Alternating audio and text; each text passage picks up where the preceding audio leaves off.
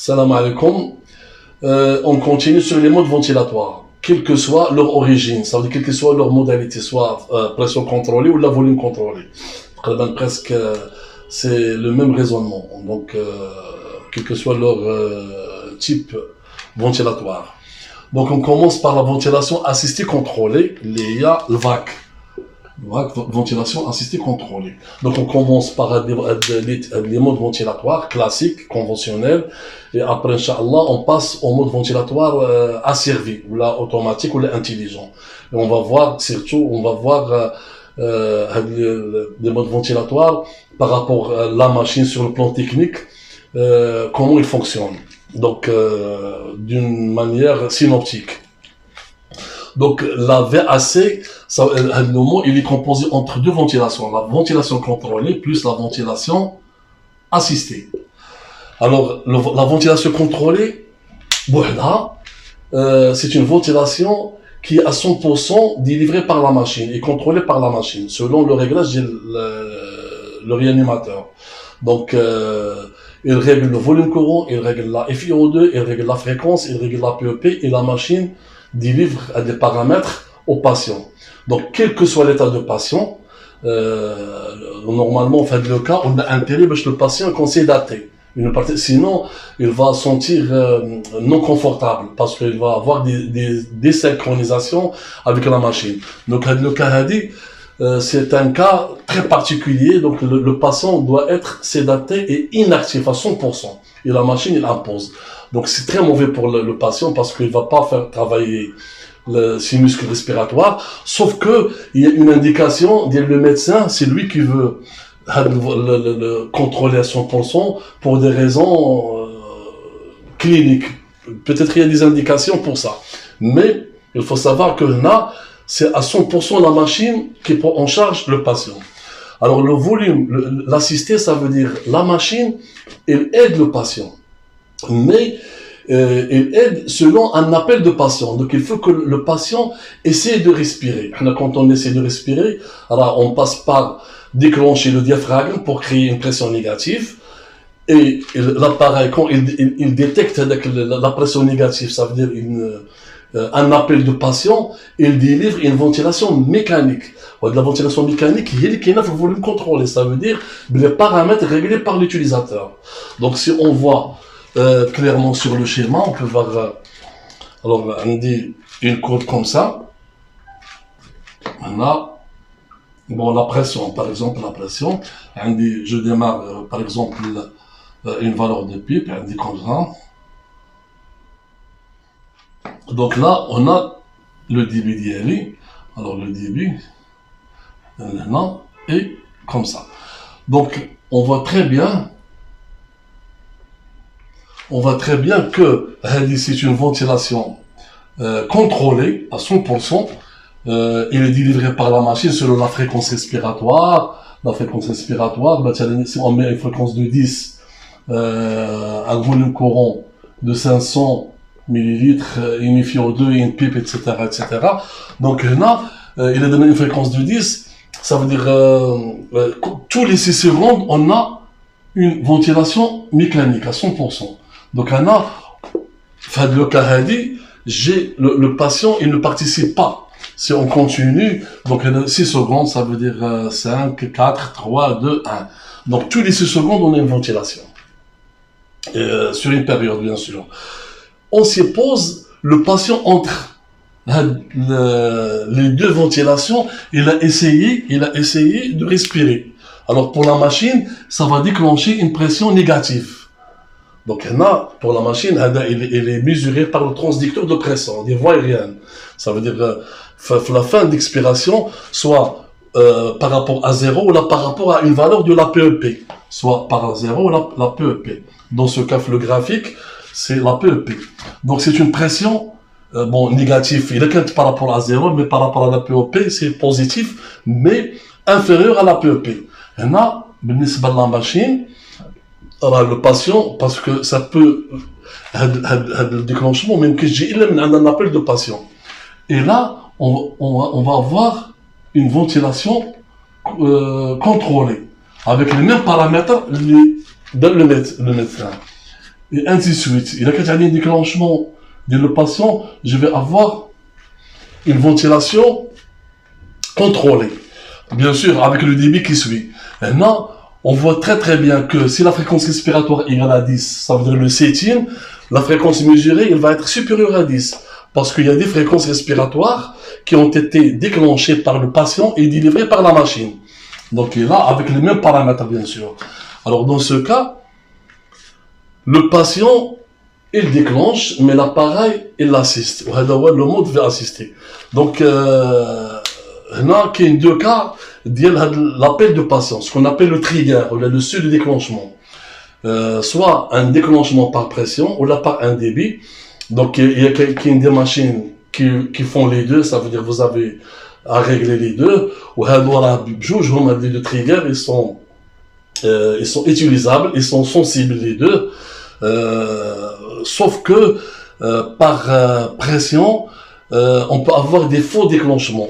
Ça veut dire quoi? Ça veut dire مثلا le circuit filma ou le mouvement de la sonde ou le mouvement du patient ou peut-être rien que des petites variations de pression. On peut avoir des déclenchements, des autodéclenchements et ça veut dire la fréquence elle peut monter jusqu'à déclencher l'alarme et avoir des problèmes. Donc là, on choisit toujours, de préférable, on opte pour le débit. Le trigger par débit, le trigger par débit, il est insensible au faux déclenchement. Mais il est très sensible à la mesure d'IA. Ou le principe de mesure sur les deux. Alors, le principe sur les deux,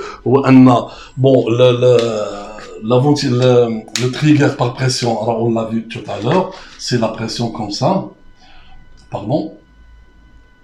On a un seuil de déclenchement. Si on part de 0, par exemple, on part de 0. On part de 0. Un PEP, 0.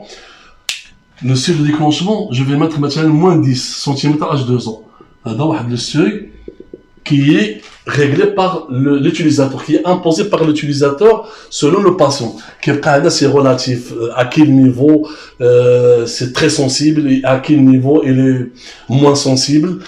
Parce que là, c'est une ventilation là qui va atteindre le seuil de déclenchement. Une fois il atteint le seuil de déclenchement, on dit une ventilation contrôlée de la même manière que la précédente, il y a de la ventilation. Donc, où il a une valeur plus que 10, 15, la ventilation ne va pas déclencher, même négative. Donc, il doit atteindre le seuil. Le seuil, c'est l'utilisateur, le mode conventionnel.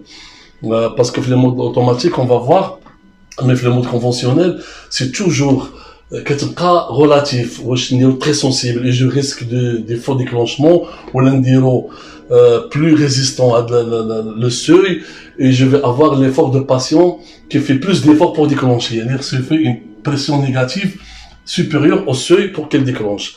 Par contre, et là, quand elle déclenche, alors sur le respirateur, on voit très bien que la respiration, elle est déclenchée par le patient, soit il change de couleur, soit avec l'indicateur, il vous montre l'écran. Toujours, je m'adresse aux biomédicaux.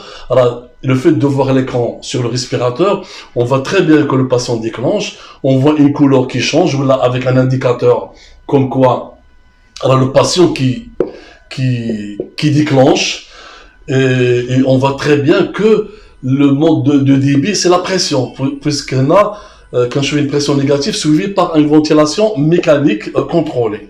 Par contre, le débit, c'est le même principe, sauf que le débit,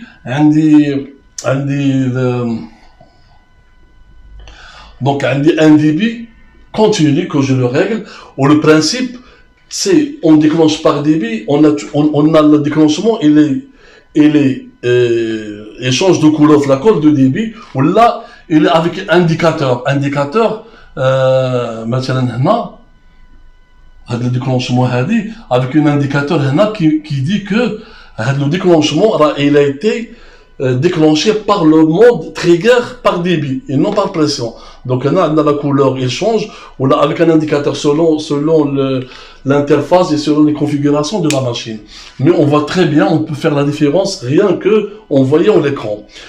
Bon, pour le capteur de pression, c'est le transducteur de pression qui pilote de la ventilation, qui ouvre. Quand il est déclenché, il ouvre la valve inspiratoire, bien sûr, jusqu'à la valeur de la pression ou de le volume. Là, on a entré 500 ml, donc jusqu'à 500 ml, et l'expiration. L'expiration, quand on a de la valve, il est fermé, et la valve expiratoire, il est ouvert. Donc on a, l'électronique, c'est la pression négative là qui commande la valve. Le capteur de débit, c'est un peu différent. La sensibilité, elles sont identiques à la sensibilité. Donc le problème, c'est pas de la sensibilité, c'est pas de la réponse, mais c'est le faux déclenchement. Alors, le débit, ça veut dire le poumon, on dirait la pièce Y, on dit la machine, non. La machine, donc on dit le patient. Le patient, on dit le poumon diallo, par exemple. Donc, le trigger par débit, c'est que l'expiration, toujours j'ai un débit, ce qu'on appelle le Bayflow, c'est un débit réglé de l'ordre du litre par minute ou là 3 litres par minute. Il peut être configurable, il peut être par défaut. Même qu'il y a un débit qui, l'expiration, donc quand l'expiration, ça veut dire qu'il va pas partir pour le patient, on va dire le circuit là. Donc alors, je vais le mettre en couleur différente. Alors, on a un capteur de débit inspiratoire, V, un capteur de débit expiratoire. Normalement, si le patient ne sollicite pas, ne déclenche pas, on a le volume qui part ou qui revient. Donc la différence, delta V égale à 0. Là, on voit très bien que le patient ne déclenche pas. Par contre, si le patient, l'expiration, il essaie de déclencher, une partie de le débit qui va au poumon, il crée la différence qui est le différent de 0, et avec la différence de 0, c'est elle, et selon le réglage, la différence de 0, mais à quelle valeur exacte? C'est le médecin qui impose, c'est un truc relatif.